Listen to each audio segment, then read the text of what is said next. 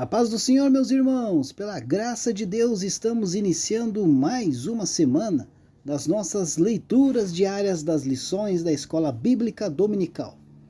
Vamos aí prosseguindo com os estudos deste primeiro trimestre de 2024, onde estamos estudando o tema O Corpo de Cristo, origem, natureza e vocação da Igreja no mundo.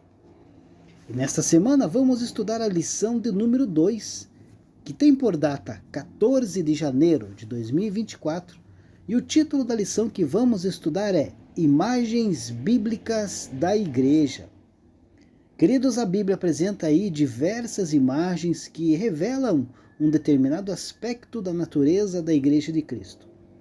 Então, nesta lição, nós abordaremos as seguintes imagens: a noiva de Cristo, a esposa de Cristo, o rebanho de Deus, geração eleita, sacerdócio real, nação santa e povo adquirido, corpo de Cristo, santuário de Deus e casa de Deus.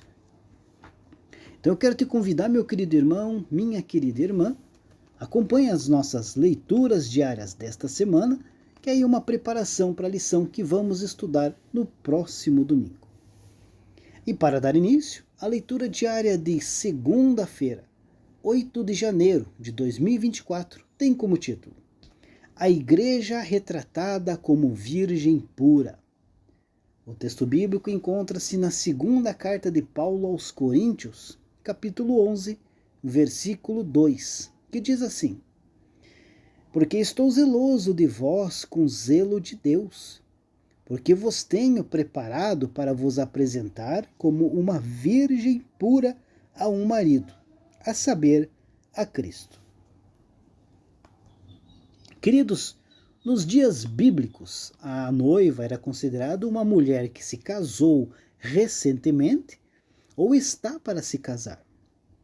Nos tempos bíblicos era costume aí os pais escolherem esposas para seus filhos. E, eventualmente, um filho dizia ao pai que desejava determinada noiva, e o pai então negociava com os pais ou guardiãs da moça em questão. O pai da jovem também podia apresentar uma proposta de casamento. No dia do casamento, a noiva se banhava e vestia uma roupa branca, em geral ricamente bordada. Em seguida, colocava uma faixa em torno da cintura, cobria a face com um véu e adornava a cabeça com uma guirlanda.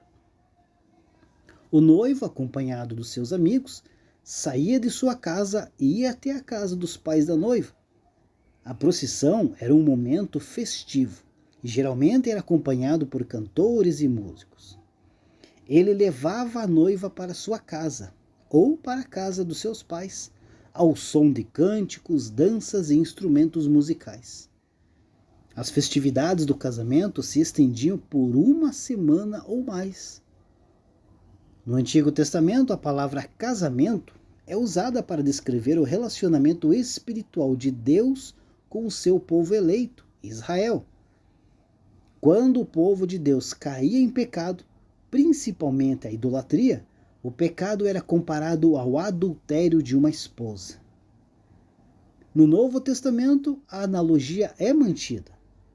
Cristo é o noivo e a igreja sua noiva.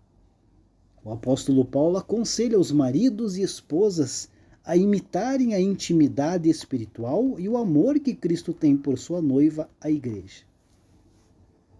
A palavra grega para noiva, queridos, é a tradução do grego partenos, que possui o sentido de uma donzela, virgem, enquanto que a palavra pura é a tradução do termo grego hagnos, com o sentido de pureza, sendo ela ética, ritual e cerimonial, isto é, aquilo que é casto. Então a ideia de castidade, portanto, está presente. A metáfora, logo, tem o sentido então de pureza espiritual. Assim, queridos, a igreja, como uma noiva, que se mantinha pura para o seu futuro esposo, deve manter-se pura para Cristo. A igreja, segundo o apóstolo Paulo, deve ser treinada para se encontrar com seu único marido, Cristo. Para isso, ela deve viver em estado de pureza, pura de coração, pura no comportamento, pura na doutrina, pura nos relacionamentos.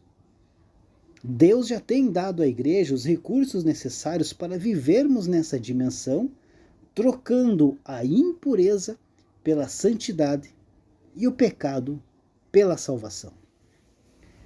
Deus abençoe a sua vida e uma ótima segunda-feira a todos.